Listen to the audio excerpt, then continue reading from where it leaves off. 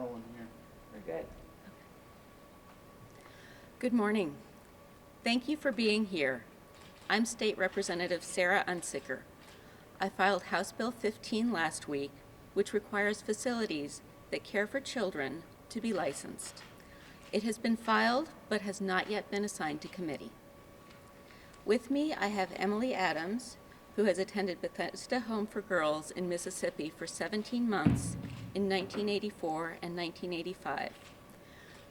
Bethesda Home for Girls ran on a similar model to what is in Agape boarding school. I also have State Representative Ingrid Burnett with me. Thousands of people who were in these schools have been traumatized, and Missouri policies have allowed for this for too many years. Survivors are speaking up for themselves, and they deserve to have people who can walk alongside them without reliving their trauma. That's why I am speaking up. Imagine your child wading through a vat of manure with manure being dumped on his head. That is what prompted a call to the Department of Family Services 20 years ago. The state took the children in until the parents came to get them. Then the state dropped the lawsuit that would have shut the school down. The parents, most of them, put their children right back in the same school. What followed was extensive litigation, which cost Missouri taxpayers a lot of money. The school where that happened is still operating and is currently suing Missouri in federal court over a law that they helped write. We are currently in a special session for tax cuts. I'm sure that wherever my colleagues stand on tax cuts, they would agree that spending taxpayer money to lose a fight to a school that would rather abuse children than shut down is not the best use of taxpayer dollars. The allegations against Agape are horrific. Slamming children into walls, placing children in handcuffs for days or weeks on end, restraining children by holding them down on top of broken glass, being denied food as punishment. The list goes on and on. People affiliated with Agape have been charged with federal and state crimes. Now, Agape is using court proceedings and playing a corporate shell game to hide from the law. There is a school in Missouri that had several lawsuits filed against it, in which students alleged they were raped by other students and that the school allowed this to happen. Those cases settled out of court. Some students ran away from the school. They murdered innocent people in the community. Those students pled guilty to their crimes. The school remains open. In a licensed facility, these horrific abuses of children would not be allowed. A licensed facility would be monitored and made to change its health and discipline practices, long before cow manure would be used as discipline. The state could revoke a facility's license for things like handcuffing children or for refusing to let a child eat. A licensed facility would either have to change how they treat children or shut down. I'm told these crimes are not prosecuted because parents signed a waiver.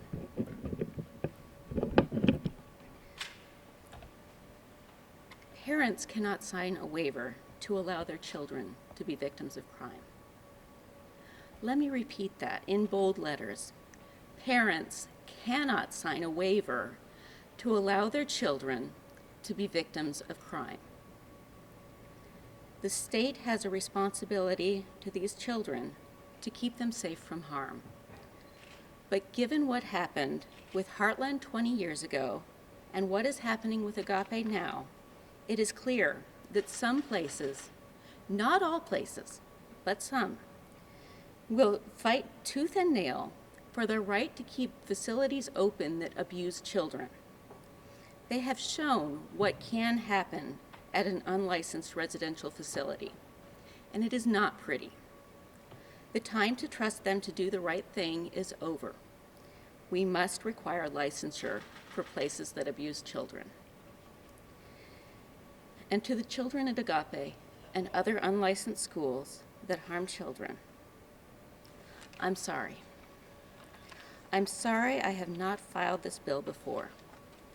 I'm sorry that we as a state have allowed this to happen for so many years. I hear your pain, and I will fight, not for the facilities that profit from abusing children, but for your rights to be free from torture. And now, Ms. Adams would like to say a few words.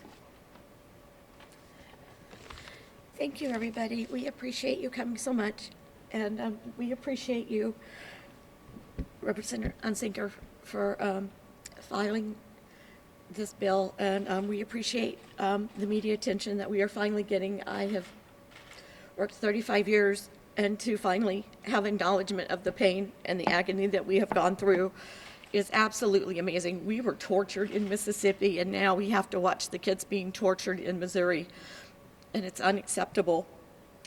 We finally feel like though we've been unsilenced. We told you we were coming, then we're here. We told the kids to hang on at Agape, that we were coming. We know that you've been in trouble, and we're here to get you out. With bills 557 and 560, we were able to partially help you, and now with the new bill, we're going to help you. They're not going to be able to do this to you anymore. Everything that you have seen so far in the media, you can believe. They are hurting these kids. It is not allowed. We will not tolerate it any farther. The things that they did to us causes lifelong damage and is not okay. We thank all of the survivors and all of our allies that are stopping this. I'm sorry that I'm not more articulate at this moment. I'm a little bit overcome by emotion. The fact that our parents sent us there and they paid for that, and then those people hid behind religion to justify, is not okay. It creates troubled adults from what they allege was troubled teens. And I'm sorry. You're doing fantastic. Thank you. I'm sorry. This should be more articulate. And I really hoped that it was going to be. At my school, the only thing we were allowed to read was the King James Bible.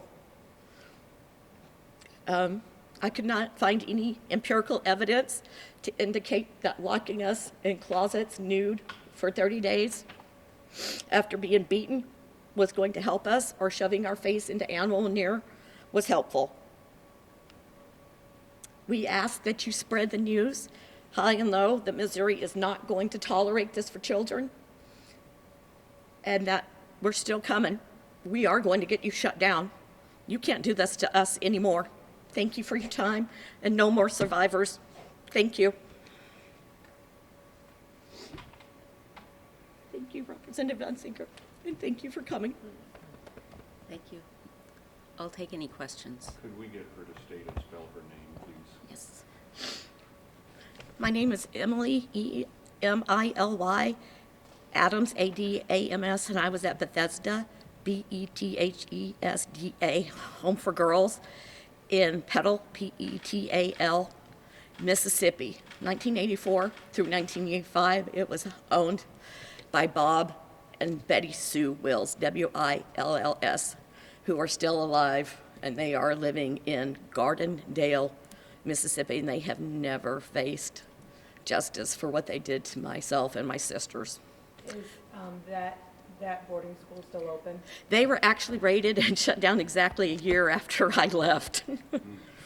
And that kind of stinks. But did they reopen? No, they were actually closed.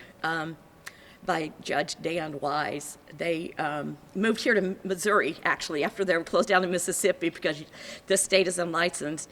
And after they moved here, a boy, Will Frutrell III, was murdered by three boys who were desperate to get out. They stabbed Will to death in an attempt to get away because the abuse was so, and the torture was so bad, they tried to get away, so they murdered him. So that they were, the couple that owned the school you went to in Mississippi were running a school here where this happened? Yes, they fled here after they were shut down. They moved here because it was an unlicensed state. Or are they still running a school here? No, they closed down. Myself and some other sisters helped with the lawsuit, and they shut down in 2005. And when they shut down here, they shut down in Florida as well. And so they are not currently, but we do keep an eye on them because let them try. You said you've been working on this for 35 years. Do you have an organization that we should refer to, or is it? I am on the board of END the TTI, END the TTI, Troubled Teen Industry. And there are several, I'm so sorry, I'm getting lost in some memories, I'm so sorry. You're doing just fine. There is Unsilenced. There is We Warned You. And we told you we was coming. There is also Troubled. And you can look them all up on Facebook. I also do some volunteer informal counseling that survivors are able to contact me through Facebook. And we just talk each other through what we go through as a result of our trauma, because it is lifelong lasting damage. They tortured us. If you have any more questions about what occurred, I'm happy to answer them. Representative Unsicker, I think most Missourians will remember that there was a bill that addressed, in their minds, something like this, and they're going to hear your bill, and didn't we already cover this? What's different in what you're filing now from what's already been done? So what was filed last year was a bill to put some regulations in these schools and some monitoring for child abuse. But as you can see with what's going on with Agape, it's not, they can't shut it, they don't seem to be able to shut it down immediately. So my bill would require schools to be licensed. And with licensing, schools would not be allowed to operate without a license. And the Children's Division could revoke the license for things like the abuse that's been happening at Agape. The problem is the religious I'm sorry, can I ask you to speak into the mic for the... I'm sorry, the problem is the religious angle. That's what stops them every time. They've settled a lot of lawsuits over, they've settled almost 20 lawsuits. They don't even go to court, they just settle them, they don't even bother fighting them. But the problem is the religious angle. They hold up the Bible and then Missouri can't do anything. That's what separates it. And your bill would allow them to license religious schools? Yes. Boarding schools? Well, religious boarding schools already are allowed to be licensed, but they are allowed to be unlicensed as well. And it would take away the unlicensed boarding schools. It would require them to be licensed. The governor has a very, I would say, narrow call for this special session. Have you talked to him about this? And then if not, what about, if it doesn't get done in this special session, what about regular session starting in January? I have not yet talked to the governor. I've tried to talk to him, but he hasn't been available. For the regular session, I do plan to file this again. I think this is so important. I know there's been a movement to try to put more regulations on these schools, on the unlicensed schools, to get something done to try to bring these abuses under control. But as you can see with Agape, they are fighting every single step of the way. And, a year and a half after that bill passed, they're still running a facility. And the allegations are that they're still abusing children, there are children's division workers in the facility 24 hours a day right now just to keep those children safe. Licensing would allow the children's division to enter the facility to monitor what's going on without a court order. And I think that's vitally important these days. Representative Unsicker, have you spoken with the House Speaker about how to get this bill on the floor? I have. I haven't gotten a lot of help from him so far. Are you frustrated? Because he started that tweet storm about how to shut down Agape. Do you see kind of like a contradictory, if he's struggling to get this bill on the floor, but he's on, social media saying to shut down the school? Are you frustrated by that at all? I am. The Agape should absolutely be shut down. Everybody agrees to that, but I think the disagreement is how much regulation to put on unlicensed schools and on religious schools. What the dispute is whether to license them. And I know these schools do not want to be licensed. That was a non-starter with the legislation 2 years ago, or last year, and it really wasn't even discussed, and it needs to be discussed now, and we need to be licensing these schools. I may have missed it, I came in kind of late, but why are you introducing the bill that you are? Because these kids have been abused to the point of, being tortured. In Heartland 20 years ago, a call was made to the Division of Family Services because the kids were in manure, with manure being dumped on their head. They fought that. The school remained open and is still open today. And they're even fighting 557 in court right now, in federal court.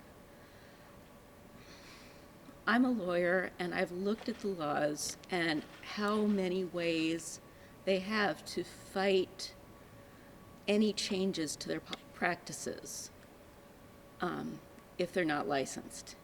And licensing is a very clear and well-known way to regulate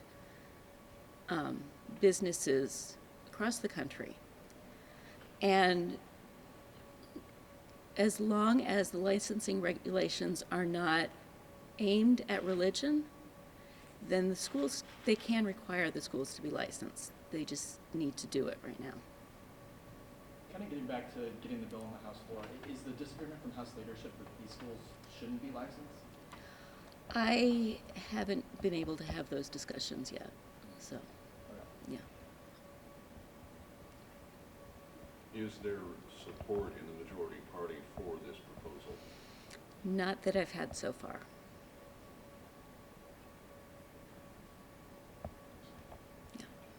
Maybe overlapping here just a little bit. Will you reintroduce the proposal if it don't pass on the special session? Yes.